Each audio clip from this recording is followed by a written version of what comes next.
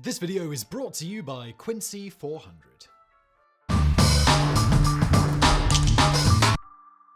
If you go walking through the parks and leafy neighborhoods of Quincy, Massachusetts, you may stumble upon an unusual set of ruins. At the end of a quiet cul-de-sac, a set of crumbling granite rails rise up to a shallow hill in the woods, their ends flanked by a pair of carved stone obelisks. While unimpressive at first glance, these ruins mark the humble beginnings of a vital technology that helped drive the Industrial Revolution and shape the destiny of the North American continent. This is the story of the Granite Railway, North America's first commercial railroad. The story of this pioneering engineering achievement begins with a famous battle. On June the 13th, 1775, at the start of the American Revolutionary War, the colonial forces defending the city of Boston learned that the besieging British forces planned to capture and fortify the hills along the Charlestown Peninsula.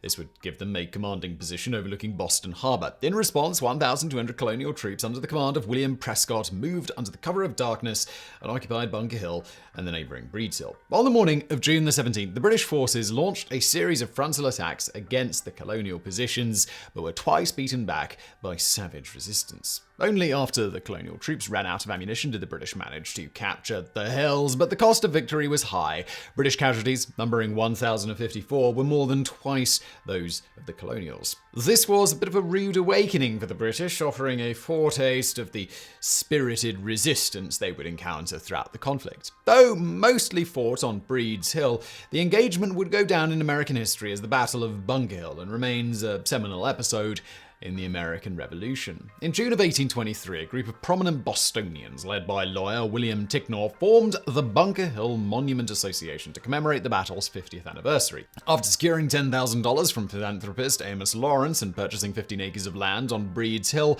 the association held a contest to find a suitable design for the monument. The winning entry, designed by architect and engineer Solomon Willard, consisted of a 221-foot-high Egyptian-style granite obelisk, the first monument of its kind in the United States. But before construction could begin, Willard had first to locate a suitable source of granite from which to build his monument. After an extensive 300-mile search across New Hampshire, Maine, and Massachusetts, in 1825, Willard finally selected a site near the town of Quincy, just south of Boston. Quincy granite is unusual in that it contains exclusively alkali, feldspar, and dark quartz, giving it a distinctive gray-green color. But while the qualities of the stone were ideal, the location of the quarry presented Willard with a serious logistical challenge: how to transport blocks of stone weighing up to 6 tons across the 12 miles of swamp, forest, and farmland separating Quincy and the site of the monument in Charlestown. Initially, Willard planned to wait until winter and use horse-drawn sledges to haul the blocks 3 miles north to Neponset River, where barges could carry them across Boston Harbor to Charlestown.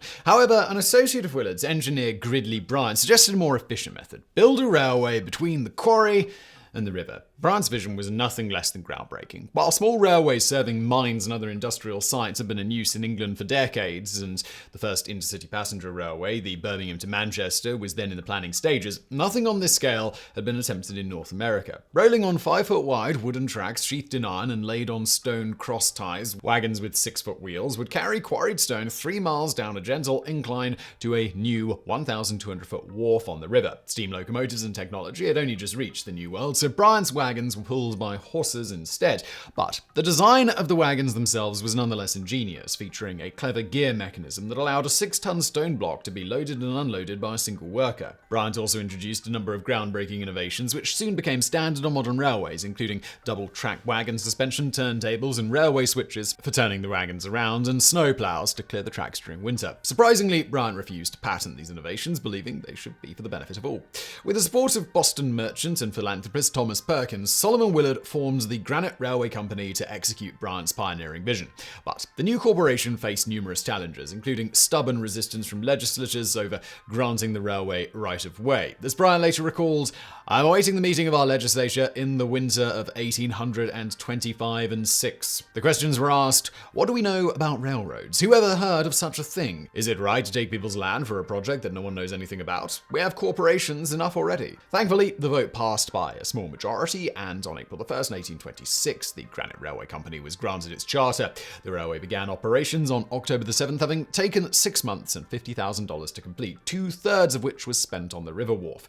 By this time, construction on the Bunker Hill Monument had already begun, with the Revolutionary War hero Marquis de Lafayette laying the cornerstone on June 17th, 1825. The completion of the Granite Railway, however, sped up construction considerably and dropped the cost of freight from $24 per cubic yard to only $5. Still, the project dragged on for another 16 years, construction frequently stopping and starting as the builders ran out of funds. At one point, the Bunker Hill Monument Association was forced to sell off all but 5 acres of the monument site to keep the construction limping along, while neighbors plotted to have the half-built eyesore torn down. In the end, a highly successful fundraising campaign by Sarah Joseph Hale, editor of the Ladies Magazine, author of Mary Had a Little Lamb, and creator of Thanksgiving, carried the project over the finish line. The capstone was laid on the 23rd of July, 1842, and the monument finally dedicated on June 17th, 1843, in a ceremony attended by 110 Revolutionary War veterans. Despite the considerable delays, the monument was completed more or less on budget, thanks in no small part to the considerable efficiencies granted by the Granite Railway. Though originally built to support the Bunker Hill Monument project, the Granite Railway far outlived its intended purpose. Soon after the monument's completion, the railway began carrying stone for the 52 other quarries which had popped up in the region, helping to make stone quarrying and carving the lifeblood of Quincy's economy and give the town its nickname, the Granite City. As the Granite Railway went from private to common carrier with no intervening closure, it's now widely considered to be the first commercial railroad in United States history, though not by much. On April 17th, 2 weeks after construction began on the Granite Railway, the Mohawk and Hudson Railroad was incorporated in New York to allow passengers traveling on the Erie Canal to bypass the Cohoes Falls on the Mohawk River. When the railroad opened on September 24th, 1833, its wagons were not pulled by horses or gravity, but by a DeWitt Clinton steam locomotive, among the first of its kind in North America. The railroads would go on to play a central role in North American history, helping to drive the relentless expansion into the continent's western territories. Yet, despite its humble nature, the Granite Railway continued to serve diligently for more than a century,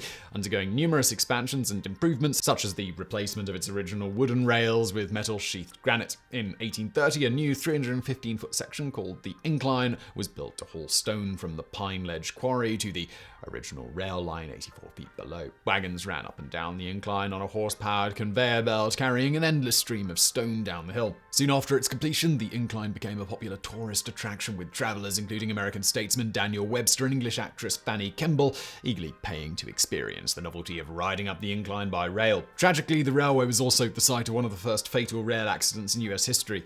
On July 25th, 1832, a wagon carrying 4 passengers, including Thomas B. Achuras, a tourist from Cuba, was traveling up the incline when its tow cable snapped, sending the wagon and its occupants rolling down the track and over a 35-foot cliff. Mr. Achuras was killed instantly, and the other 3 were severely injured. In 1871, the Granite Railway's original right-of-way was taken over by the Old Colony and Newport Railway, which replaced original granite tracks with modern steel rails. Steam trains could now take stone directly from quarries to Boston without the need for barges.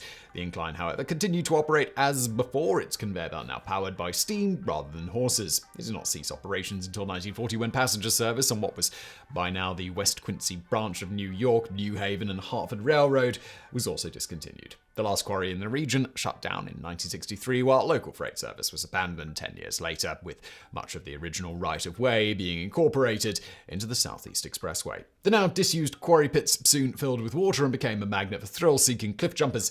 However, such activities resulted in high rates of injury and death, spurring local authorities to take action. At first, telephone poles and tree trunks were placed in the water to discourage jumpers, but these soon became waterlogged and sank below the surface, becoming invisible to jumpers and causing the casualty rate to skyrocket. Bit of a whoopsie-doodle with that one. Finally, in 1985, the Metropolitan District Commission purchased 22 acres of former quarries to create the Quincy Quarries Reservation. The quarry pits were drained of water and filled with dirt from Boston's massive Big Dig excavation project, leaving only stone outcroppings, now popular among rock climbers and graffiti artists. As for the Granite Railway itself, in the 1970s, this pioneering achievement was placed on the National Registry of Historic Places. As for the Granite Railway itself, in the 1970s, this pioneering achievement was placed on the National Register of Historic Places and designated a National Historic Engineering Landmark by the American Society of Civil Engineers, prompting efforts to preserve as much of the existing infrastructure as possible. Today, visitors to Quincy can walk along miles of parkland trails and discover vestiges of the original railway, including including the original Incline, the remains of a railway trestle, a 100th anniversary plaque from 1926, and a preserved section of track and railway switch. These remains serve as a monument to the visionary genius of Gridley Bryant and the humble origins of a technology that helped to shape a continent.